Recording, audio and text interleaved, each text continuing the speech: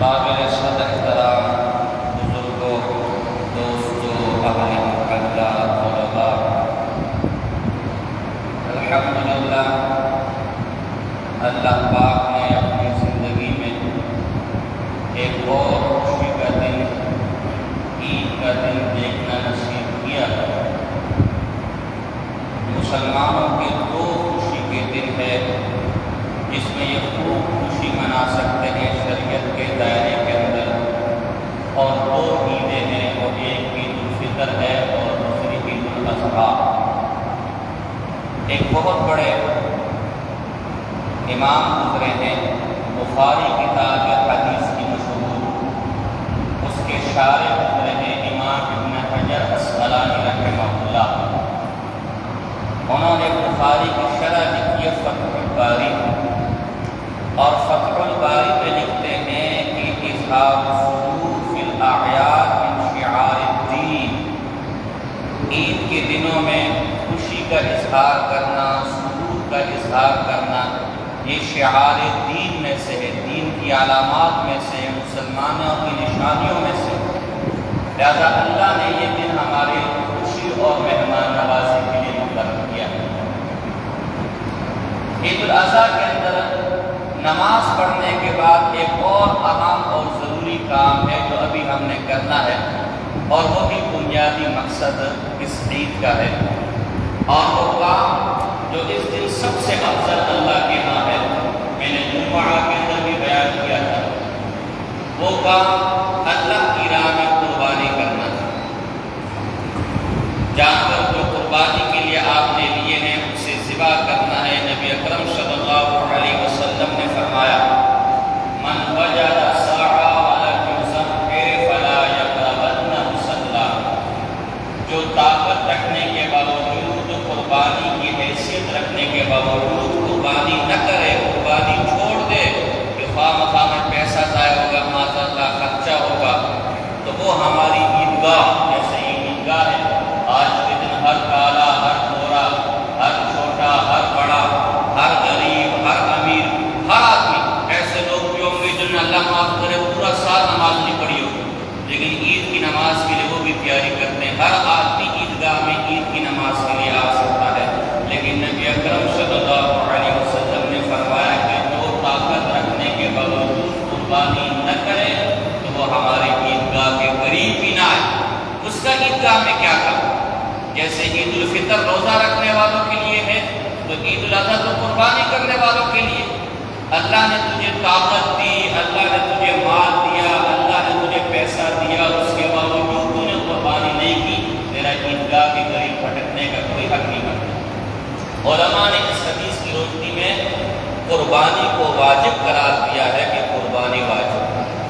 تو الحمدللہ اللہ پاک جزائے خیر دے تمام حضرات کو، آپ لوگ پوری کوشش کرتے ہیں کہ چاہے طاقت ہو یا نہ ہو قربانی کی جائے، اللہ کے حکم کو پورا کیا جائے۔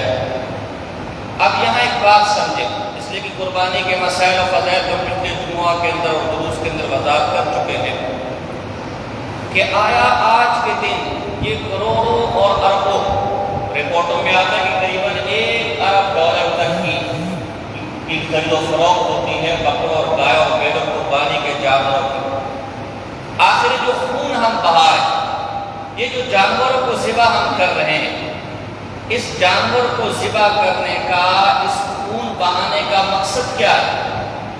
کیا اللہ ہمارے جانور کا حاجت مند ہے؟ معاذ اللہ۔ کیا اللہ ہمارے گوشت کا حاجت مند ہو گیا؟ نہیں، اللہ تو سارے عالم کو کھلانے والا ہے۔ وَمَا مِن دَابَّةٍ فِي الْأَرْضِ إِلَّا عَلَى اللَّهِ رِزْقُهَا، زمین کے اوپر جتنے جانور چل رہے، جتنی مخلوقات، اس سب کا رزق اللہ کے ذمہ ہے۔ اللہ لوگوں کو رزق دینے والا ہے، رزق کا مطالبہ کرنے والا نہیں۔ اللہ کو نہ تو ہمارے گوشت کی ضرورت ہے، لَن يَنَالَ اللَّهَ لُحُومُهَا وَلَا دِمَاؤُهَا۔ آج کے دن جو تم قربانیاں کرو گے تو اس کا گوشت بھی اللہ کے پاس نہیں پہنچے گا، اس کا خون بھی اللہ کے پاس نہیں پہنچے گا، گوشت تو تم خود کھا لو گے،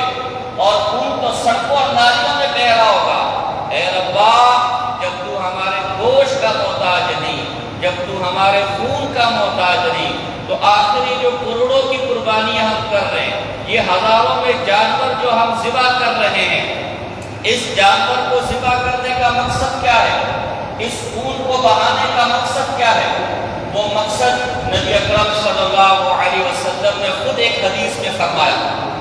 صحابہ کرام رضوان اللہ تعالی علیہم اجمعین نے آپ سے پوچھا، یا رسول اللہ ما حاصل مزاحی، یا رسول اللہ یہ جو ہم قربانیاں کرتے ہیں، قربانیوں کا مقصد کیا ہے؟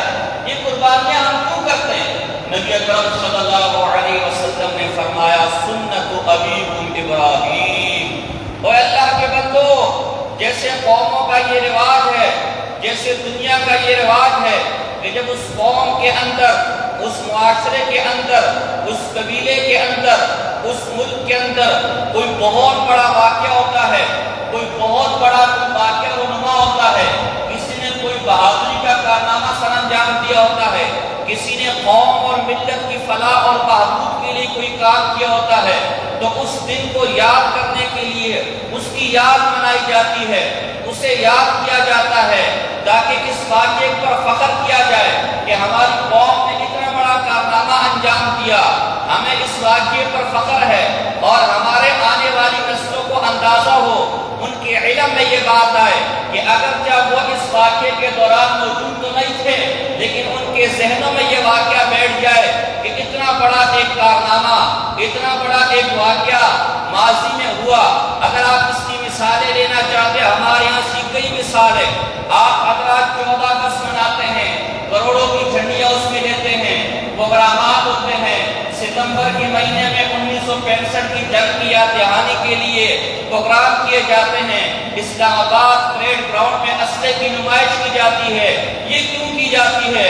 یہ اس لیے کی جاتی ہے کہ 14 اگست کو یادگار دن ہے کہ جس دن ہمارے بڑوں نے، جس دن ہمارے بزرگوں نے قربانیاں دے کر انگریز سے آزادی حاصل کی تھی، وہ توپوں کے سامنے ٹکڑے ٹکڑے ہو گئے، وہ پھانسیوں کے پھندے پر تو چڑھ گئے، لیکن مغربی استعمار کو اور مغربی طاقت کی غلامی کو قبول نہ کیا۔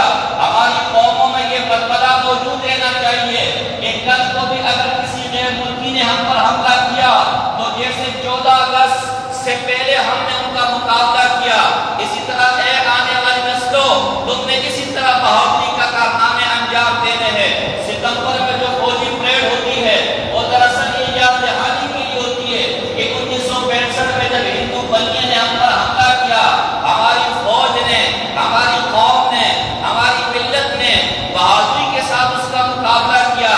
ہمارے آنے والی نسلوں کو یاد رہے کہ جیسے تمہارے بزرگوں نے، جیسے تمہارے آباء و اجداد نے اس حملے کا مقابلہ کیا، کل کو اگر تم پر ایسے حالات آئے، تم نے کس طرح نڈر ہو کر اور بہادری کے ساتھ ان کا مقابلہ کرنا ہے۔ ہر قوم کا یہ رواج ہے کہ وہ اپنے واقعات کو یاد رکھتی ہے، قائد اعظم کو یاد دلانے کے لیے، ان سے اپنی عقیدت کا اظہار کرنے کے لیے، علامہ اقبال کو یاد رکھنے کے لیے، ان سے اپنی عقیدت کا اظہار کرنے کے لیے کبھی ان کی مورتیاں بنائی جاتی ہیں، کبھی ان کے بت بنائے جاتے ہیں، کبھی ان کے اسٹیچو چوراہوں اور چورنگوں پر رکھے جاتے ہیں، میوزیم میں رکھے جاتے ہیں، کبھی ڈاک کے خصوصی ٹکٹ جاری کیے جاتے ہیں۔ ہر قوم، ہر ملت کے اندر یہ رواج اور یہ طریقہ چلا آ رہا ہے کہ وہ اپنے بزرگوں کے واقعات، اپنے بزرگوں کے کارناموں کو یاد کرتی ہے۔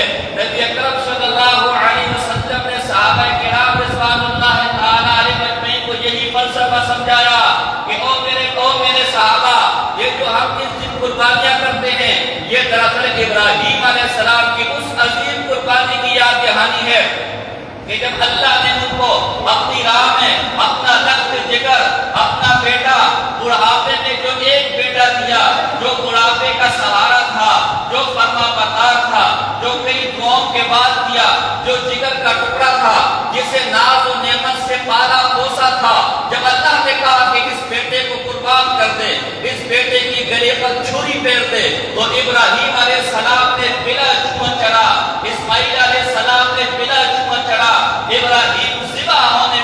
ابراہیم ذبح کرنے کو تیار ہو گیا، اسماعیل ذبح ہونے کو تیار ہو گیا۔ ایک وقت کے لیے یہ نہ سوچا کہ میرا بیٹا ربا بڑھاپے میں تم نے مجھے دیا، ایک وقت کے لیے اس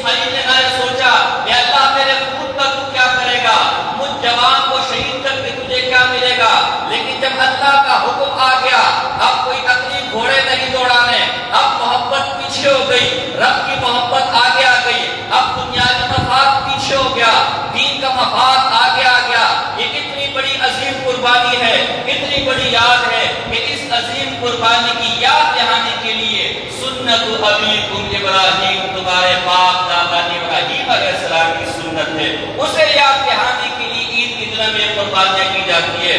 آگے صحابہ نے پوچھا یا رسول اللہ، ہم اپنا رواج دیکھتے ہیں، عربوں کا رواج ہے، عربوں کا طریقہ ہے کہ وہ اپنے بزرگوں کی یاد اس لیے مناتے ہیں کہ دنیا میں فخر کر سکے، دنیا والوں کو بتا سکے ہم کتنے بہادر ہیں، ہم کتنے متکبر ہیں، ہم کتنے ضرور پسند ہیں۔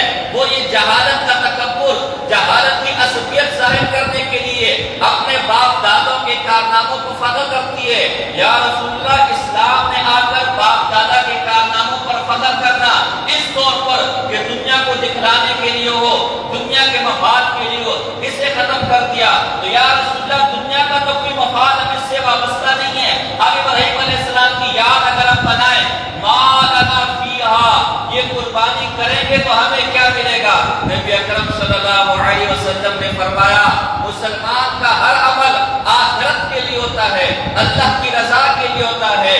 بِكُلِّ شَعْرَةٍ حَسَنَةٍ، اے لوگو، اگر تم اس ابراہیم علیہ السلام کی سنت کو زندہ کر کے جانور کو آج کے دن قربان کرو گے، اللہ قربانی کے جانور کے ہر بال کے بدلے میں تمہیں آخرت میں ایک نیکی عطا فرمائے گا۔ قربانی کے جانور پر کتنے بال ہوتے ہیں؟ فرمایا ان سب کے بدلے میں ایک ایک۔ وَمَسُّوقُ، صحابہ کے دل میں ایک شبہ پیدا ہوا کہ بھئی اگر ہم بھیڑ ذبح کریں، دمبا ذبح کریں، دمبے پر تو اچھے خاصے بال ہوتے ہیں۔ ایک لطیفہ ہے، ایسی لطیفہ ہے، ایک آدمی رو رہا تھا، بھئی کیا ہوا؟ کہا بھئی میں دمبا لے کر آیا ذبح کرنے کے لیے، تو جب اس کی کھال بال نکالی وہ نیچے سے اپنا گوشت نکل آیا۔ دمبا سارا اکثر اس کے بال ہوتے ہیں، ویسے اپنا وزن کم ہوتے ہیں، بال زیادہ ہوتے ہیں۔ تو صحابہ کے ذہن میں سوال ہے کہ دمبے کے اوپر تو بہت بال ہوتے ہیں، کیا ان بالوں کے بدلے میں بھی ہمیں نیکی ملے گی؟ وَمَسُّوف، اگر ہم دمبا ذبح کرنا چاہیں تو فرمایا بِكُلِّ شَعْرَةٍ مِنَ الصُّوفِ حَسَنَةٍ، اور چاہے اونٹ ذبح کرو، چاہے بیل ذبح کرو، چاہے گائے ذبح کرو، چاہے بکرا ذبح کرو، چاہے بکری ذبح کرو، چاہے بھیڑ اور دمبا ذبح کرو، تمہیں ہر بال کے بدلے میں ایک نیکی ملے گی۔ اور صرف یہی نہیں بلکہ اللہ کے بندو، اللہ کی رضا کے لیے دل کی خوشی کے ساتھ یہ قربانیاں کرو۔ کل قیامت میں اس قربانی کے جانور کے سینگ، اس کے کھر، اس کے بال، حتیٰ کہ اس کا گوبر اور پیشاب اور جو گھاس تم نے سے کھلائی ہے وہ بھی رب کے دربار میں حاضر ہوگا، اسے بھی نامہ اعمال میں تولا جائے گا اور اس کے وزن کے بغیر نیکی تمہیں دی جائے گی۔ اسے معمولی کام نہ سمجھو۔ اب میں اپنی بات کی طرف آتا ہوں کہ یہ کہ آخر اس قربانی کا مقصد کیا ہے، اس قربانی کا فلسفہ کیا ہے۔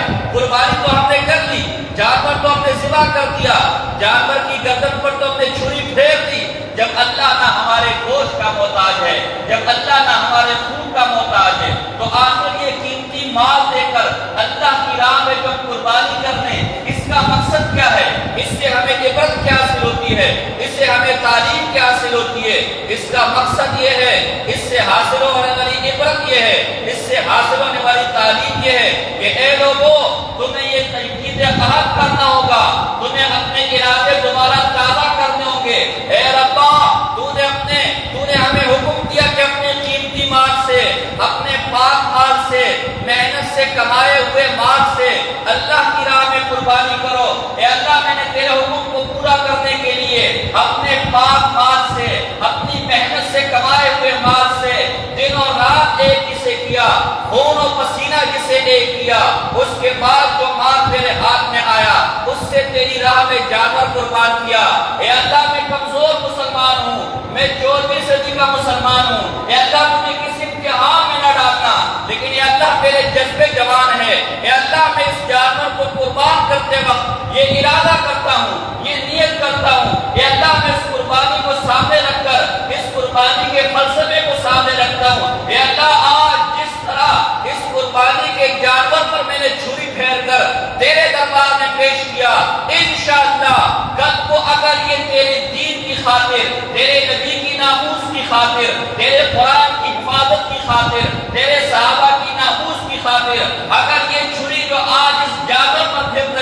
اگر کل کو میرے گلے پر پھرنے کی نوبت آئی، کل کو میرا خون اس دین کے لیے بہانے کی نوبت آئی، کل کو میری جان اس دین پر قربان کرنے کی نوبت آئی، اے اللہ انشاءاللہ تو مجھے ایک انچ اس حکم سے پیچھے ہٹتا ہوا نہ دیکھے گا۔ اے اللہ انشاءاللہ کل کو اگر تیری راہ میں قربان کرنا پڑے، اگر تیری راہ میں گردن کٹانی پڑے، اگر تیری راہ میں خون بہانا پڑے، جس طرح آج اس جانور کی گردن پر میں نے چھری پھیری، کل کو دشمن کی چھری میری گردن پر پھرے گی، میں اس سے کبھی نہ ہٹوں گا۔ یہ ولولہ اور یہ جذبہ ہونا چاہیے، اور یہی دراصل قربانی کا فلسفہ ہے، یہی تعلیم ہے کہ تم یہ نیت کرو کہ جس طرح آج میں نے اس جانور کو قربان کیا، اس طرح کل کو دین کی خاطر میری قربانی چاہیے ہو، میرا گلا کٹنا پڑے تو میں ہرگز اس سے پیچھے نہ ہٹوں گا۔ دنیا میں دو ہی ٹھکانے تمہیں آزاد منشت انسانوں کے، یا تخت مقام آزادی کا یا تخت جگہ آزادی کی۔ جو آزاد ہے اس کے دو مقصد ہیں، یا تو تخت بادشاہی پر بیٹھے گا، اور اگر تخت بادشاہی نہ ملی غلامی کو قبول نہ کرے گا، پھانسی کے تختے پر چڑھ جائے گا۔ یہ نیت ہونی چاہیے، اے شہادت مقصود مومن، نہ مال و دولت نہ کشور کشائی، یہ نیت ہونی چاہیے۔ ایک تو یہ نیت ہے۔ دوسرا فلسفہ قربانی کا کیا ہے؟ دوسرا ارادہ کیا ہونا چاہیے؟ دوسری نیت کیا ہونی چاہیے؟ اس قربانی سے دوسری تعلیم ہمیں کیا ملتی ہے؟ اللہ کو تمہارے مالوں کی، اللہ کو تمہارے گوشتوں کی، اللہ کو تمہاری قربانیوں کی، اللہ کو تمہارے خون کی چندہ ضرورت نہیں ہے، دراصل تمہارے اندر کی اصلاح مقصود ہے۔